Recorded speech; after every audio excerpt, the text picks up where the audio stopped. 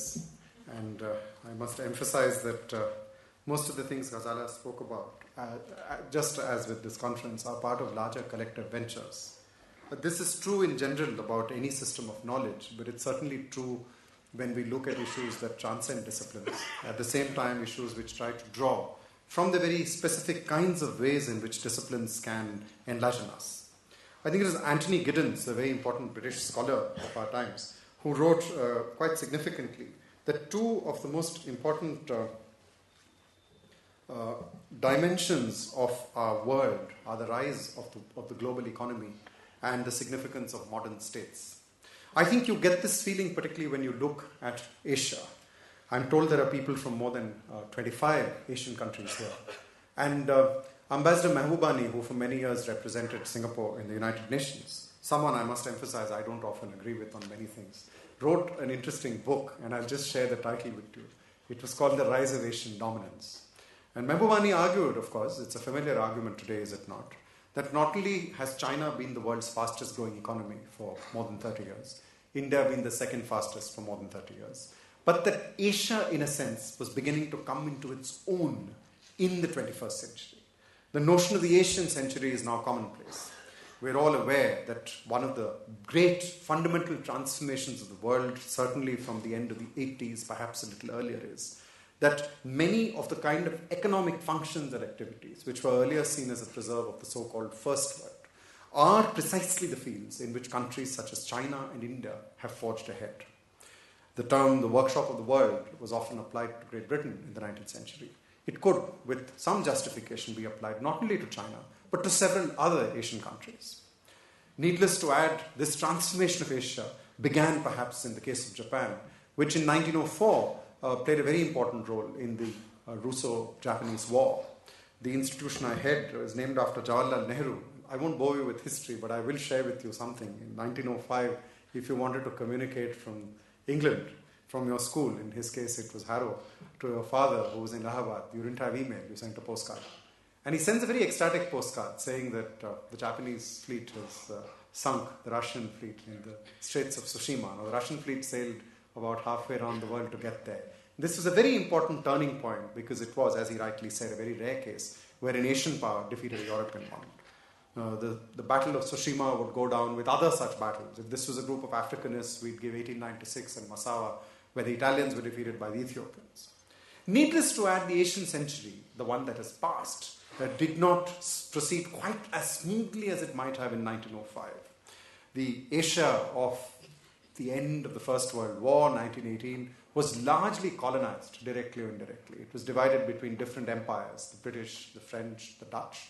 China itself, though not directly colonized, was clearly under the thumb of various major powers. And the Japanese, of course, embarked quite early on in the 1930s on their own project of empire. It's interesting whenever one asks, even today, a group of students, when do you think the Second World War began and where? They normally would give various dates. If it was a group of Americans, they'd say it began with the attack on Pearl Harbor, December 1941. If it's a group of Russians, they would quite justifiably say 22nd of June 1941, the largest land invasion in history. One mustn't forget Russia is very much a part of Asia. It, of course, is also a European country. But I think anyone who has any sense of Asian history would date it somewhat differently. You could either say 1937, when Japan actually tries to conquer China, or 1931, when the Japanese began to intervene in a very major armed way in Manchuria. When did the Second World War end would, of course, also elicit different answers. But we know that in Asia, the Second World War ended with two very, very tragic events, the use of the atomic weapon in both Hiroshima and Nagasaki. In a sense, I think these two very major transformations frame the way in which we look at Asia at the crossroads. One, and I think we shouldn't forget it, is that this is a continent which, as recently as 1700, was a very important player in terms of world affairs. The sense of being Asian in the sense we have it did not exist. But I think it is important to emphasize that China of the Manchus, the India of the Mughals, the Iran of the Safavids were effectively very major powers. They were not superpowers because I don't think the term superpower can actually effectively be applied to any country before the real rise of Britain after 1815. So from 1815 to the 1960s, it's Britain which really was a global power. And as you well know, the last century saw two very large Cold Wars, one between the Soviet Union and the United States, and the other between the Soviet Union and China. We all know what happened by the end of it. China emerged and continues to emerge as a very significant player in world affairs. And I think this sense of history is very important. Within Asia, it is not the idea that Asia is displacing Europe or North America, but that Asian countries are regaining the sort of space they occupied prior to colonization, which is deeply held by leaders of Asian nation states. The second is a very important point. Many of these are countries which are heirs to age-old civilizations and cultures. I can't help but remarking you are struck by that when you look at India. In the same book I quoted Ambassador Mahbubani. I must emphasize he's Singaporean, though I'm sure you can make out from the name. He's of Indian origin. He argued that India has a central place to play in this because it can be a bridge. A Brazilian scholar who's written extensively on the politics of the rainforest sent me a fascinating email saying you should hesitate before you use the term bridge, because Brazilians always object to being called a bridge. A bridge is something everyone else walks over. It's not just something which connects two sets of people. It's something which gets trodden upon underfoot, so to speak. But let me stay with that analogy. And Mahbubani argues that India is a bridge because it's somewhere central to the world of Islam. One looks at the great Muslim populations of the world, and it's easy to forget that there are more Muslims in South Asia than the entire Arab world put together. I mean, if you add Pakistan, India, and Bangladesh. But India is also very important because of the birthplace of Buddhism, which of course is so significant in the cultures of North, Central, and Southeast Asia. It's equally significant because it lies, the word India, is of course applied to the Indian Ocean. And the Arabs had a very lovely word for it, Al-Bahar al-Hind. That was what they called the Indian Ocean. And the word, which is so important to South, Southeast, even parts of Southwest Asia, of East Asia, the monsoon, again comes from an Arabic word, Mosa, which of course means the seasons. It's referring of course to the time when the nature of the winds shifted. It was possible in a dhow to move from eastern coast of Africa or the various parts of the Gulf. We can debate whether it should be called the Persian or the Arab Gulf. I'll simply call it the Gulf with the capital. And I think that it is these connections, the fact that there are connections across Asian countries. In those connections, India is but one of the links, which is very important to emphasize. I say this also because one of the tragic aftermaths of the end of the Cold War, which was a great clash of world systems, is an idea which was articulated first by a very important political scientist, Samuel Huntington, of the clash of civilizations. He argued there are different civilizations, the Judeo-Christian, the Islamic, and so on, and they are clashing with each other. But the history of Asia is not only about the clash of civilizations, it's about the confluence of civilizations. It's about the idea that every civilization interacts with another, that there are interstices and transition zones, not sharp dividing lines. This brings me, therefore, to two very important concepts which I think we need to talk about. The first is, and I'm glad Ghazala referred to conservation. When we refer to conservation, we're not referring to the study of nature in the abstract. We're referring to a set of ideas which, for all their differences, people who engage in or believe in or practice or think about conservation come in all shapes and sizes, different stripes and colors. We can all agree that we believe in conserving nature.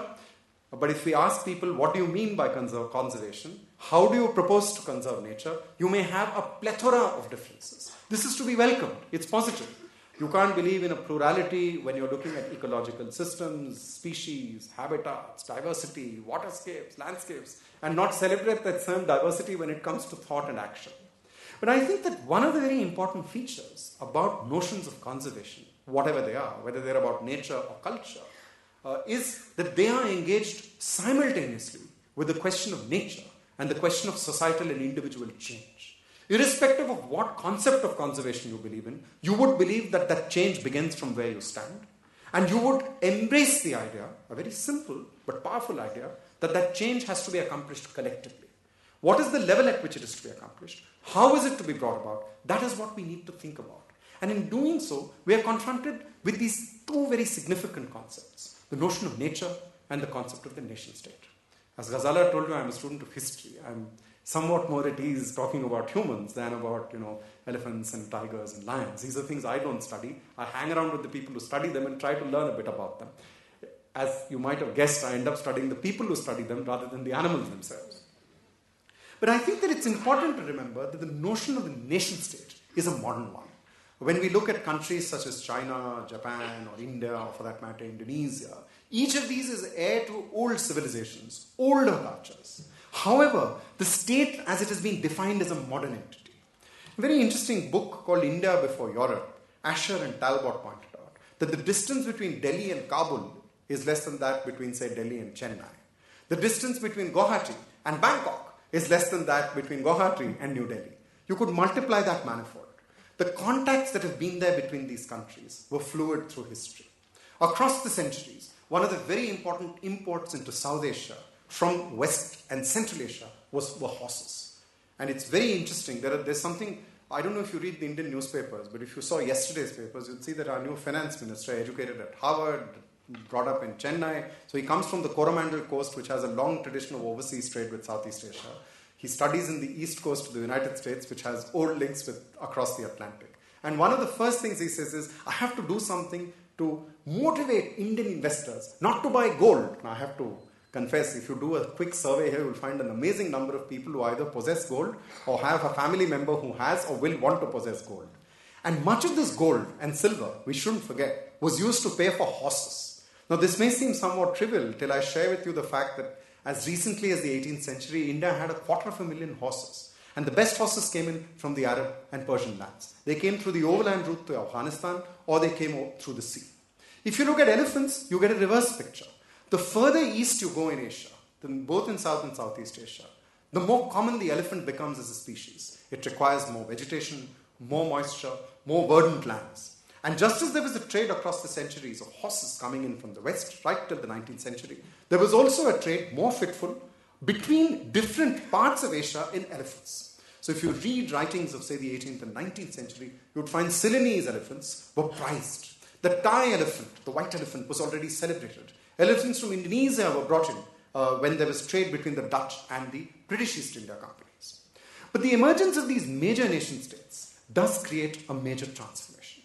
Every nation state looks back to a glorious past. It also looks forward to a more radiant future.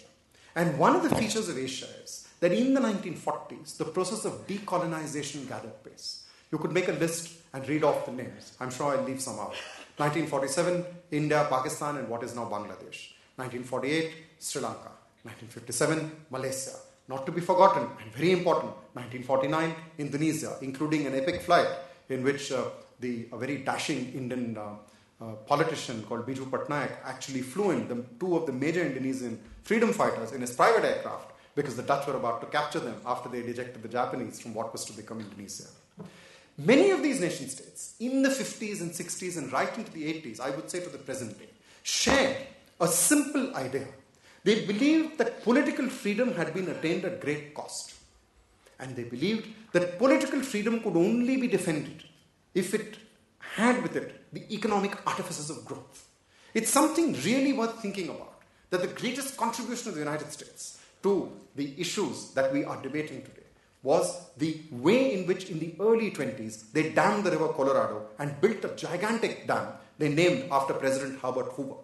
If you look at the major states that emerge in Asia, and they were not exceptional, this is true globally, the 50s and 60s were a time when they engaged in huge projects.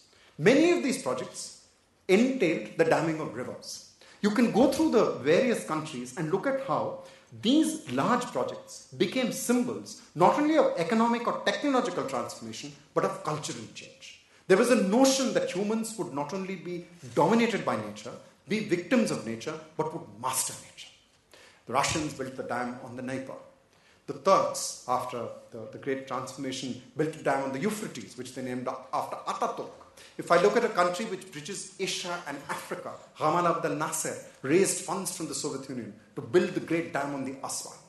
India embarked on dams such as Bakhra Nakal. Pakistan matched it with Karbala. There's a marvelous poem written by a young Chinese revolutionary in 1919. His name was Mao Zedong. It was about the great challenge before China of taming the Yangtze River. And the building of the three gorges, therefore, in China has a very old history. It was one of the few elements that unified the nationalist and the communist Chinese. They were both fighting, as you know, for the control of China, but they both agreed that they would build the dam on the Yangtze. In a very interesting and fascinating recent book called Quagmire, David Biggs, a very interesting historian, writes about the Mekong Delta, that post-unification Vietnam, Laos, the other parts of Indochina now are embarking on these large dams on the Mekong, large projects for dredging of the rivers, all of which go back in terms of their original planning to the 1940s and 50s. They were either planned by the French or, lo and behold, American advisors during the Vietnam War. So this obsession with these large projects was a very important defining feature of these various countries. It's only in the 1960s, the 70s and 80s that critiques of these projects come up. Initially, the critiques are about society. They're about people who are displaced.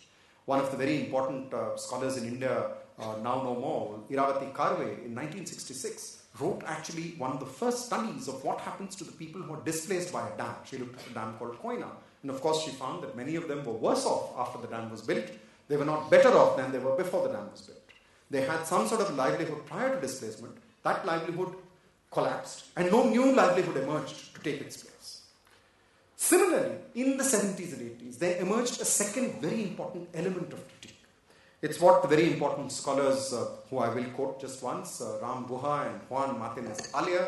Ram Guha, as you can tell from his name, is Indian. And Juan Martinez Alia, his name used to be spelled Juan, J-U-A-N. He then changed it to Juan, J-O-A-N. Is very specific that he is Catalan, he's not Spanish. So many years his language was banned by the Franco dictatorship, and he's very proud of his Catalan nationalist identity within the larger republic of the larger kingdom of Spain. In their book, they use a very important term, which I think is important to keep in mind, the notion of the environmentalism of the poor. They argued that the environmentalism of the poor may be distinguished from the environmentalism of the rich, while it shares a common concern about diminishing resources, impoverished landscapes, the increase of pollution, the enormous displacements to natural systems which accompany modern development. They also argued that the response of the environmentalism of the poor was somewhat different from elite projects. The elite projects of conservation, after all, and one can go back to the 70s, shared many of the features which I referred to when I talked about the large projects to change the human condition. The construction of large dams, of steel mills, of new foundries, of fertilizer plants, whether they were done in capitalist or socialist systems, in a statist or market-led manner, in terms of the environment, actually had a lot remarkably in common with the projects of the newly independent nation states to secure nature by enclosing it. I think we should here move from the notion of the nation state to the notion of nature. It could in a sense be argued that the notion of the nation historically in many ways is about nature itself. I referred to Mao and his notion that in order to realize its personhood, in order to realize its full potential, the Chinese people had to build these dams on the Yangtze. Let me stay with Mao for a few minutes, because I think the Chinese Revolution of 1949, just as other Chinese upheavals earlier and later in the 20th century, have been very central to world history. A remarkable book called Mao's War on Nature, Judith Shapiro points out that in the 50s, it was commonplace in China to believe that nature could be bent to the human will.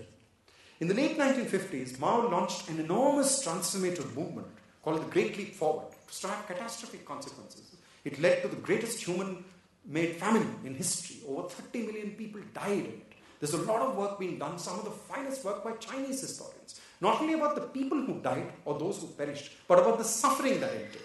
And a lot of this, of course, was to do with people being herded into large communes, large ones, the grain being taken away for forced march industrialization. There's one prediction Mao made, however, which has come out true a little later. He predicted by 1970, the gross domestic product of China would exceed that of Britain. It did, but that happened a few years ago. And it didn't happen through the route that he took.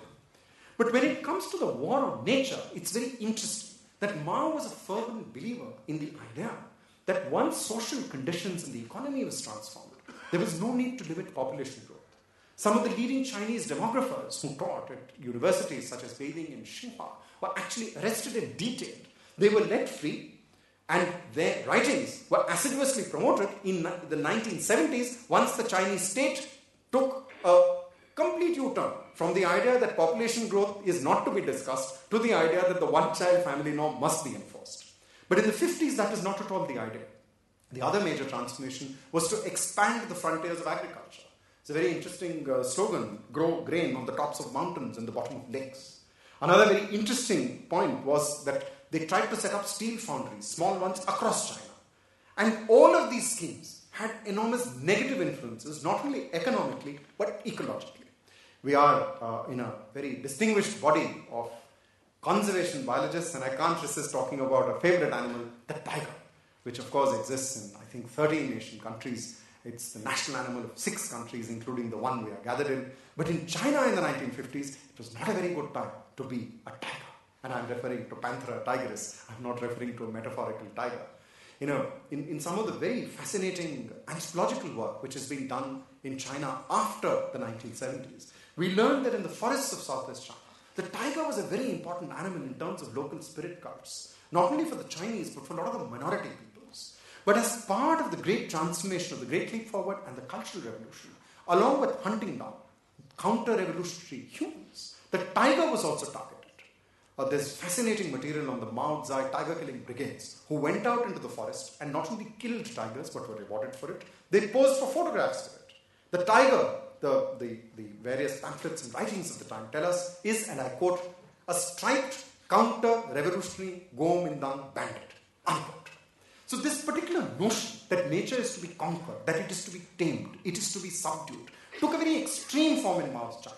But make no mistake, and I think we shouldn't finger point here, that there were equivalents in several countries. It may interest many members of this audience today, and I know there are people interested in reptiles. They always say that you're obsessed with mammals. I feel a sense of affinity with mammals. It's easier as a scholar to study them because you think that they are also looking at you and engaging with you. I'm sure reptiles do.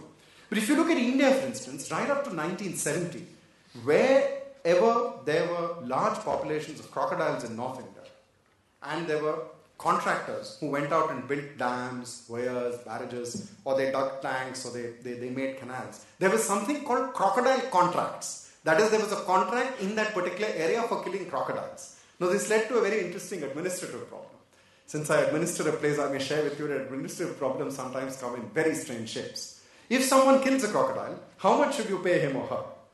Well, that was simple. They said the longer the crocodile, the more the money. So you were paid. Crocodile contractors were paid as per the money, and this was stopped at the personal intervention of the Prime Minister, Mrs. Indira Gandhi, who decided that why only tigers, maybe even crocodiles, do have a chance to be allowed to live. So I think you get this very large attempt to transform nature in a fundamental sense, which runs through the 50s, the 60s, and the 70s. These are big schemes which are supposed to improve the human condition. And I think we should be very careful about thinking that those schemes have gone away. We used a term in the title of this lecture that we're living in times of change. And one of the big changes we're living through is that notion of Asian integration, not through conquest, not through one country taking over another, but through economic interchange, has become a reality. One of the very few Indian journalists who speaks Chinese, who lived for many years in China, wrote a marvelous book, which I recommend to all of you, called Smoke and Mirrors. But one of the things she did after writing the book was to take a trip, which was not possible till 10 years ago. She went on a high-speed train from Beijing to Lhasa. This is a train line which is built at the highest altitude in the world. Now, the Tibetan Plateau is a vast landmass. It's 2 million square kilometers. It's 2/3 the size of India. It has, as we know from the writings of George Schaller, gone through huge changes over the last 50 years. Schaller, in one of his writings, says that the decline of the Tibetan antelope and the gazelle and the various ruminants which are found on this vast plateau, their decline has been the sharpest seen in the last few hundred years. And he compares it to the wipeout of the American buffalo or the bison. Now, this train to Lhasa, remember we were on it, doesn't stop at Lhasa. There is right now a very interesting project where the Chinese are connecting it to Nepal. And if you were to connect the train line from Nepal across that narrow stretch of India to Bangladesh, you could then go from Dhaka or Chittagong, if you like, to Lhasa and on to Beijing. In 2010, there was an economic equivalent. These are rail links. These are links which are specific. I can say this project. But look at a very important economic change. In 2010, China and ASEAN joined to form a free trade zone. These are very large changes. And there are larger changes up ahead. If you look at northeastern India historically has had a lot to do with Southeast Asia. There are huge transformations afoot, not only because of the Indian Look East policy, but because of a belief in many Southeast Asian countries that as they promote economic links with China, they should also promote economic and cultural links with India. And I think that this will lead to enormous transformations, not only in Burma, but in Laos, in Thailand, in Indochina, and further afield. So we're living through these large technological economic changes. These changes are so epochal, so far-reaching that we take them for granted. I referred to the young Jawaharlal Nehru sending a postcard to Motilal. But stay with me for a minute and take a look at two figures. Between 1500 and 1800, there were very large transformations in the world economy. the gross domestic product, or rather the gross world product, these figures are rough, they have to be, but we have them, it doubled. This is a time of major transformations. The discovery, quote unquote, I use it very carefully, of New World silver. The coming of silver was to transform these economies. Contact with the so-called New World would bring in new crops, such as maize, tobacco, sugar, and a number of other crops. But the other contrast, which I think is important, is it took 300 years for the world economy to double. It grew twofold between 1500 and 1800. Look at the century that has passed. It grew 14-fold. So we're living through enormous economic transformations. We're also living, and it's important in a group of biologists to emphasize this, through very large demographic transformations. That same century, the 20th, saw a fourfold expansion in the number of people on the earth. The largest numbers live, of course, in Asia. India, as you know, is a country which is fascinated, as other Asian cultures are, with stars. We have a very active tradition going back centuries of astronomy. There is something which was once related to it, which also masquerades as a science, astrology. We also have superstars who are very important as an export in terms of Bombay cinema. One of them said something which I think isn't true, but I'm going to quote it to you. Shah Rukh Khan was asked, what will be the future? And he says, the future face of Spider-Man will be that he'll be Asian. So there is this deep sense of confidence in Asia. Now, I don't know whether he's right or wrong and whether we'll have Spider-Man. Maybe we won't. We'll have something better. But I think it's very important. This deep sense of confidence in Asia is not only related to its economic transformation, but to a belief in its leaderships, that the fact it has a young population growth, remember? The surge of the 50s, 60s and 70s, all the neo-Malthusian nightmares, these are societies which believe they have overcome them. I think this is a very important point we need to deeply emphasize. That famine in China, which killed 30 million people or more, there was a similar famine in India in 1943. This was also a famine brought on, not only by war, but by economic policy. There's a marvelous book by Madhushree Mukherjee called Churchill's Secret War, and it's about the famine of Bengal and the death of 6 million people. And one of the very important transformations in Asian societies is they still have malnutrition to a very large extent, but they're famine-proof. They're famine-proof because each of these societies, whether it's a one-party state such as China, a democracy such as India, has put famine behind it. Where does nature, where does ecology fit into this larger matrix? These processes of demographic expansion, these times of technological economic transformation, do they leave space for nature? I would argue they do. And here, let me recount a couple of conversations. In 1949, a very interesting letter was sent by the children of the Japanese city of Tokyo to the Prime Minister of India, Jawaharlal Nehru. I happened to work in a library, which is a part of the larger house in which he lived. It belonged to the former British Commander-in-Chief. For any of you who want to come bird watching, it's 60 acres and it's brimming with birds and trees and flowers. However, I doubt if Jawaharlal Nehru, I don't know where he read this letter. He may have read it in his office in South Block, or he may have read it in his External Affairs Minister's office, which is inside his former official residence. The letter simply said, "Dear Mr. Prime Minister, the children of Tokyo have a plea to you. The only elephant that was there in the zoo in Tokyo was killed in the Allied bombing. And we wish to see an elephant." Lo and behold, a she-elephant, predictably named Indu after his daughter, was dispatched. This she-elephant lived out her life and died. There is another elephant which was later sent, also called Indu. Now, it might interest you to know that when Shinzo Abe, Prime Minister of Japan, addressed the joint houses of Indian Parliament, he began by saying that for many Japanese children, India is a country not only which is the land of the Buddha, but of Indu the elephant. Because as children, they are aware that at a time when Japan had been through great tribulation and travail and horror and suffering, the people of India reached out a hand of friendship in the form of this elephant. Let me give you a second similar story of an animal gift which is more interesting. In 1972, President Nixon did something no American president had ever done. He got onto a plane and he flew to the Chinese city of Shanghai. He was due to arrive in Beijing. In the discussions about the summit, there's a marvelous book about this. It's called The Week That Changed the World by Margaret Macmillan, Mao Meets Nixon. The Chinese negotiators told the Americans that there was obviously a difference in their perception. We, and I'm quoting the Chinese from Macmillan's book, are interested in substance. You seem to be more interested in the time at which the president and his entourage will be about the Great Wall. To which the Americans replied that President Nixon was facing a difficult re-election and the timing on the Great Wall was very important because he could go onto the Great Wall at any time in the day in China, but it had to be prime time in bulk of the United States where his voters could see him. Now, at the banquet which was held, an even more interesting conversation took place. Mrs. Nixon lit up a cigarette. In those days, you could light up a cigarette, in company, in banquets. Zhou Enlai, Prime Minister of China, one of the most astute diplomats the 20th century produced, pulled out a cigarette lighter. And Mrs. Nixon said, "Wow, pandas." It was a panda cigarette lighter. And Zhou Enlai said, "Oh, don't you know? We're giving you two." Mrs. Nixon, it is said, was so excited, she dropped the cigarette. Very undiplomatic thing to do. You have a cigarette lit by the premier of the world's most populous country and you drop the cigarette. She clapped her hands excitedly and everybody stood up and gave a toast to Chinese-American friendship. And as you know, two pandas were duly dispatched.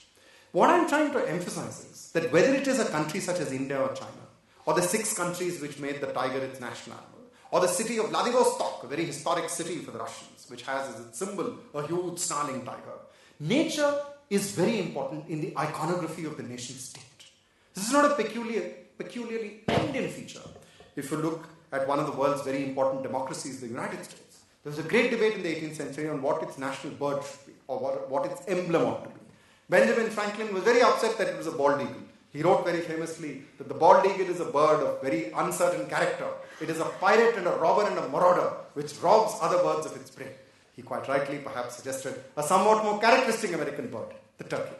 The offer, needless to say, was rejected.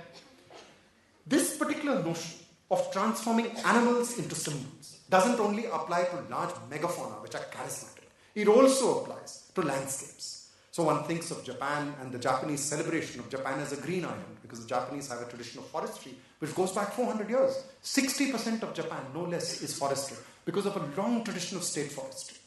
In the Chinese case, as I referred to, there was this entire project of damming the Yangtze. But that project again is a rerun of very old Chinese state enterprises, of large projects of damming rivers, of reclaiming land from the sea. In the Indian case, you find it in a different sense. And I think India shares this in a sense with Pakistan and Bangladesh. Celebration of certain rivers is central to their notion of identity. Aetizaz Hassan, a very important politician in Pakistan, has not had a very successful career in politics. He's had a much better career as a writer of popular history. He wrote a marvelous book called The Empires of the Indus, arguing that it is the Indus and the river of the Indus and its tributaries that define the character and the soul of Pakistan. I don't know if you've realized something very interesting happening here. There are certain attributes in human society. Valor, bravery, courage, comradeship, duty, elegance, we can go on country. And these are fastened onto certain facets of nature. This is a very important transformation. It's something which reminds us of a very, very critical comment made by the great British scholar Raymond Williams, where he said that any notion of nature you have, any notion of nature, contains within itself a remarkable amount of assumptions about what it is or is not to be human. We cannot forget and should not forget that there are other ways of seeing nature as malevolent, as a force to be subdued, as something to be conquered. Remember the term, the conquest of Everest, 1953? Not so long ago, not for a historian. But I think that if you look at the notion of nature, where you draw the line between nature and human, this has often become very significant, not only in securing nature, in preserving nature, in protecting nature, in keeping these landscapes, species, habitats, ecosystems intact, and so on and so forth. It has also been very important in disempowering people. You disempower people when you argue that they are not a part of nature. Historically, of course, the reverse is true. You disempowered people by arguing that they were a part of nature. If you look at a very interesting point, in the late 18th century, there was a series of very important breakthroughs in the world of knowledge. William Jones, sitting in Calcutta, discovered that, the languages of Sanskrit, Latin, and Greek were related.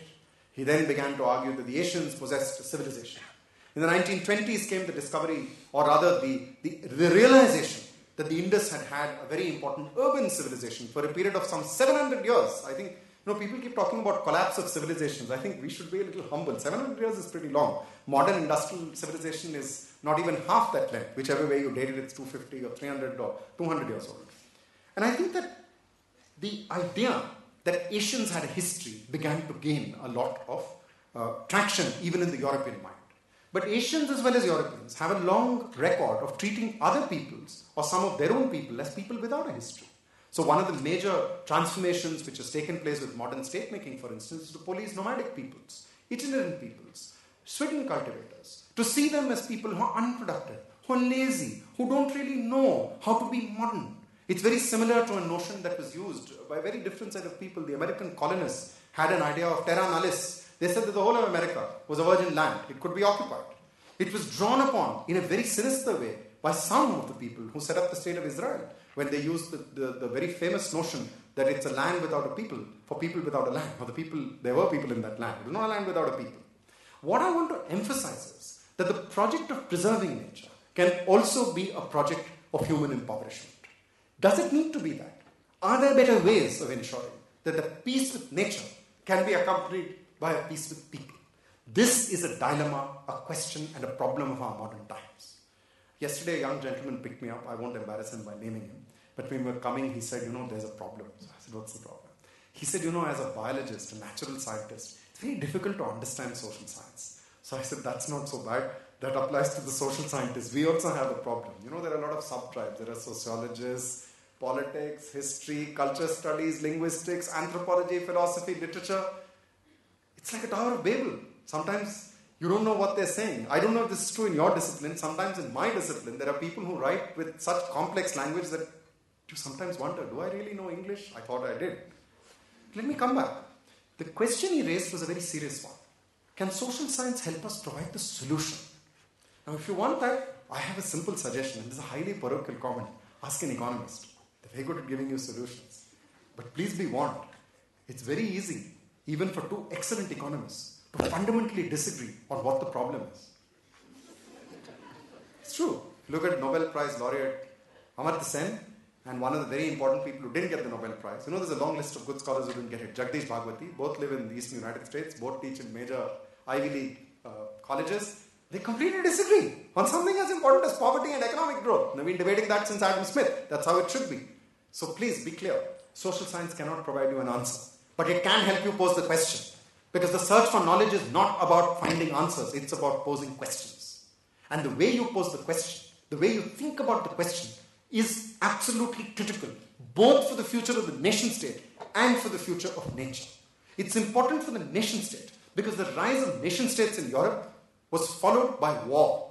The Franco-Prussian War, 1870, the First World War, or the Great War, 1914 to 18, the very destructive Second World War, 1931 or 37 to 45.